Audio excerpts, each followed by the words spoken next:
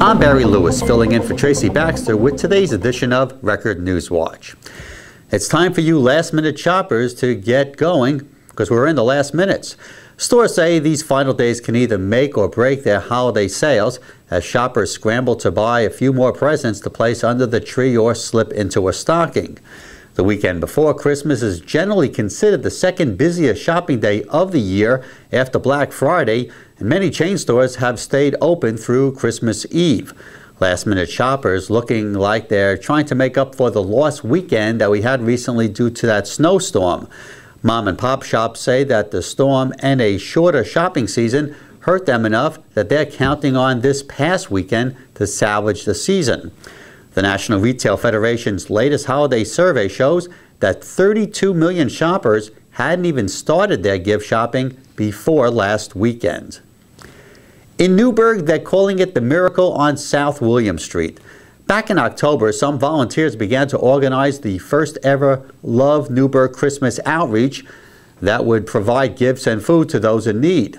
But Newburgh Mayor Judy Kennedy said one of the organizers, who boasted of having connections to large corporations to help out, skipped town in late November and didn't follow through on his promises.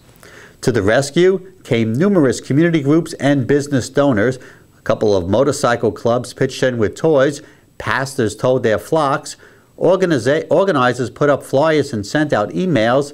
And in the end, volunteers wrapped more than 3,000 toys and had enough food for about 300 needy families. The outreach was held Saturday in an old warehouse at the corner of Liberty and South William Streets in Newburgh. 2 area men were arraigned Friday in an Albany court for their role in the death of 5-week-old Seth Knox Jr. According to the Albany District Attorney's Office, Cavadius Taylor, 18, of Port Ewan, was arraigned on 1 count of second-degree murder, and Seth Knox Sr., 26, was arraigned on 1 count of endangering the welfare of a child, a misdemeanor. Taylor, a family friend and babysitter to the child, was arrested in connection with the death of Knox Jr. in June after the child was taken to Albany Medical Center as a result of massive head injuries following a visit to his father's home in the Capital Region. According to the indictment, the child was born 8 weeks premature. The indictment alleges Taylor recklessly engaged in conduct that created a grave risk of death and led to the infant's death. The indictment also alleges that the senior Knox failed to seek prompt and adequate medical attention for his son, who was having difficulty breathing. Both men have pled not guilty and are being held in Albany pending bail. An 80-year-old farm in Hurley, run for 3 generations by the Gill family, has been purchased by a New York-based philanthropic organization for $13 million. The farm will be transformed into a farm hub that will emphasize sustainable farming and be an incubator for new and experienced farmers. As part of the new agreement, John Gill will manage the farm's 1,300 acres. Educational and entrepreneurial programs will be offered by the Farm Hub. Gill's Farm's popular farm market will remain in business. Corporal Ken Charles Jr. came home last week from a tour in Afghanistan with the U.S. Army. His father, Ken Charles Sr., talks about what it's like to have his son home. Oh, I mean, I couldn't be more, happy.